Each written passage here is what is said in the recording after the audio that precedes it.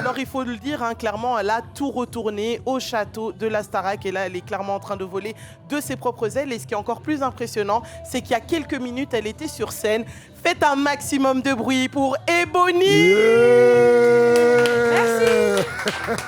T'es encore en tenue de scène? Ma première question, t'es encore en tenue de scène là? Oui. Elle claque. Mais elle est merci, incroyable, hein. Où est la Merci styliste? On veut beaucoup. voir la styliste. Elle Ouais, est où? mes deux stylistes sont restés sur Paris. Ah Oui. Bah écoute, on leur fait des big up. Bah, Elle s'appelle Gros comment? bisous. Alors, c'est deux garçons, ils s'appellent Antoine et Christophe. Antoine et Christophe. T'as vu comment j'ai été dans les clichés directement? Elle s'appelle comment? Or que c'est Antoine et Christophe. Un gros big up à eux. Au Franchement, moins, t'as remarqué la tenue, donc ça, je pense que c'est pas rien. c'est pas Ah, rien. mais merci, hein, ils Franchement, ont elle géré. claque. ils sont trop forts. J'aime bien un peu Batman comme ça. Merci beaucoup.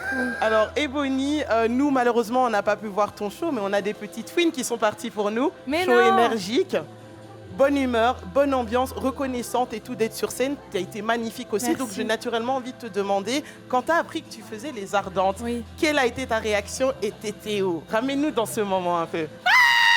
Voilà,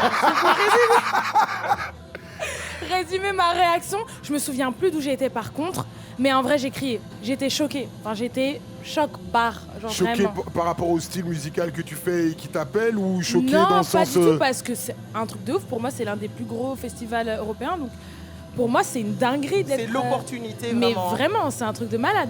Je me ressens vraiment super chanceuse d'être là aujourd'hui. Donc vraiment, c'est pour ça. On m'a posé la même question hier. J'ai fait un autre festival. Donc Yarnan m'a demandé si j'étais surprise par rapport au style de musique qui est proposé dans ce genre de festival. Et moi, je suis en mode, bah non. En vrai, je me suis pas posé la question parce que pour moi, le public qui y est... c'est le bon public pour ce que je fais comme musique. Donc en vrai, la question se pose pas. Exactement. En plus, en parlant, hier, il me semble que tu as lâché une petite exclue sur scène. Oui, ben plein, 4. 4. Raconte-nous un peu. Là, qu'est-ce qui se passe? Qu'est-ce que tu es en train de cook? Parce que nous, ce qu'on sait, c'est qu'il y a Unforgettable. Oui. Il y avait Passion encore avant ça. Oui. Il y a une cover sur ton YouTube. C'est bien, j'ai parti un peu Ah regarder. bon? Aïe, aïe, aïe. Mais là, c'est quoi la suite des bails? Les 4, là, c'est quoi? Les 4, bah, c'est un mélange un peu de tous les styles de musique que j'aime. Que ça soit des moments un petit peu plus débités, donc où ça se rapproche plus du flow rap, mais avec beaucoup d'influences caribéennes, du chant toujours, du rock et de la musique électronique. Et tout ça. Tu mets pas le zouk dedans? Bah, pour le moment, je suis plus sur du bouillon et aussi de la baile funk. Mais le zouk, pourquoi pas bientôt, bien sûr. Bouillon? Ouais. Ah, j'ai envie d'entendre ça. En mode pétage, ça va être quelque chose, ça. Hein. Ça va être Pas quelque mal. chose.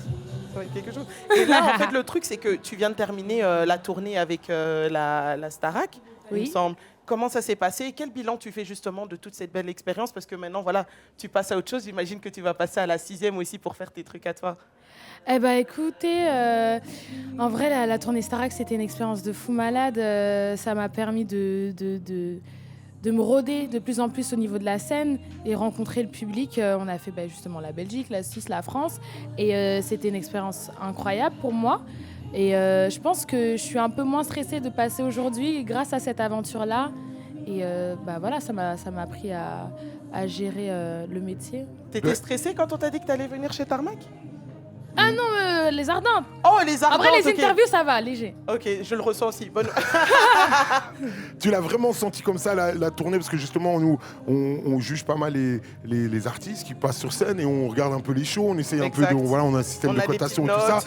Toi, vraiment, la tournée Starac, pour toi, rodage, quand tu dis c'est des exercices et j'y vais et j'apprends.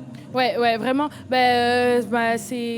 C'est ma toute première tournée. On a fait beaucoup de salles. On a quand même fait deux Bercy et plusieurs autres arénas. Donc c'est un moment où au début c'est super impressionnant. Et en fait, le fait de faire ça pendant 4 mois, oui, vraiment c'est un exercice et ça permet de s'habituer à un public. Donc forcément le public Starac, il y a des gens qui viennent pour tout le groupe, il y a des gens qui viennent pour certains artistes en particulier. Donc ça apprend aussi à chanter devant des gens qui nous apprécient et d'autres qui nous apprécient moins. Donc oui, c'est un réel exercice. Alors, Ebony, moi, je suis souvent devant la télé. Je vais te le dire très honnêtement. Moi, j'ai consommé toute la saison de l'émission. Je me suis battue avec des gens sur TikTok. Non, mais vraiment, on a été en mode en front. Et le truc qui m'a vraiment fait mal au cœur pendant l'émission, bien évidemment, c'est toutes les critiques que tu as reçues. Parce que déjà, je ne les comprenais pas. Elles n'étaient pas censées non plus. Et puis, on peut dire le terme. Hein. C'est clairement de la misogynie noire. Et je n'ai pas compris pourquoi ça s'est passé comme ça. Et en ce moment, il y a une émission dans Secret. Voilà, dans Secret. Oui. Il y a aussi 2 candidates qui sont 2 femmes noires comme toi qui sont en train de subir la même misogynie noire. Quand tu vois ça ou quand tu entends ça, toi, qu'est-ce que ça te fait personnellement? En vrai, je suis très énervée. Je pense que je suis très très énervée et je me reconnais un petit peu en elle parce que en fait en vrai ça me saoule que ce genre d'événement se reproduise encore alors qu'en vrai moi j'y suis passée, je me suis fait tabasser pour rien gratuitement avant et en fait ça a servi de leçon à personne et les gens recommencent encore le même schéma et c'est super triste et donc moi vraiment c'est de la colère et de la peine mais voilà, j'espère que c'est des femmes fortes et qu'elles vont ressortir forgées, quoi. Toi, ça t'a aidé dans... Moi, ça m'a aidé parce que comme je sais que c'est la bêtise humaine qui pousse les gens à dire ce genre de choses, en vrai, moi, je sais qui je suis. C'est comme ça, je me suis dit, je sais qui je suis. Je connais ma couleur de peau. Je n'ai pas à avoir honte de qui je suis. Donc, en fait, quand tu vois les gens agir comme ça, tu te dis, OK, ça fait un peu mal, mais en vrai, qui sont les bons et qui sont les autres dans l'histoire ? Ouais. Et là, après, t'avances. Mais est-ce que c'est de l'énervement en te disant je vais continuer à bosser plus et me montrer ma personnalité et montrer que ce que je peux faire en tant que femme noire, je peux faire la même chose que tout le monde sans avoir les critiques et tout ça, ou c'est juste de l'énervement devant ta TV?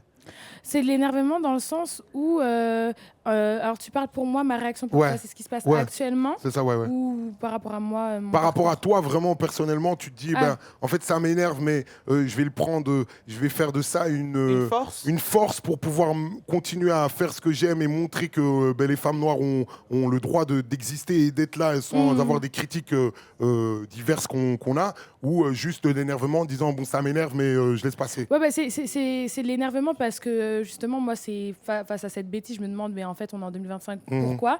Et moi, ma réaction face à ça, c'est de montrer que ça ne m'atteint pas en réalité. Enfin, vous voyez ce que je veux dire? Que ça ne va pas m'empêcher de réaliser mes objectifs. Parce que je pense, des fois, j'ai l'impression que dans l'objectif de ce genre de personnes, c'est déjà nous faire ressentir un mal-être et de nous stopper un petit peu dans notre progression. Exact, et en fait, il faut leur montrer qu'en fait, non.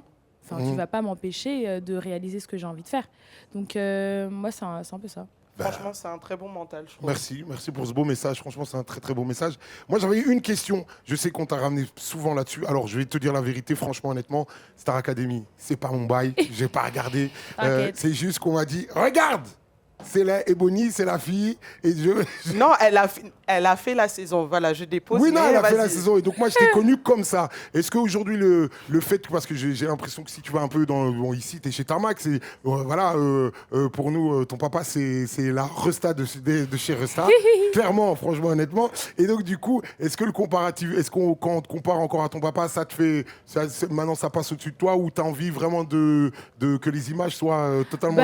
En soi, je dirais pas qu'on nous compare, mais on nous relie et c'est normal parce que c'est mon père, que voilà, il a 30 ans de carrière avant moi, donc c'est forcément normal qu'on me rattache à lui.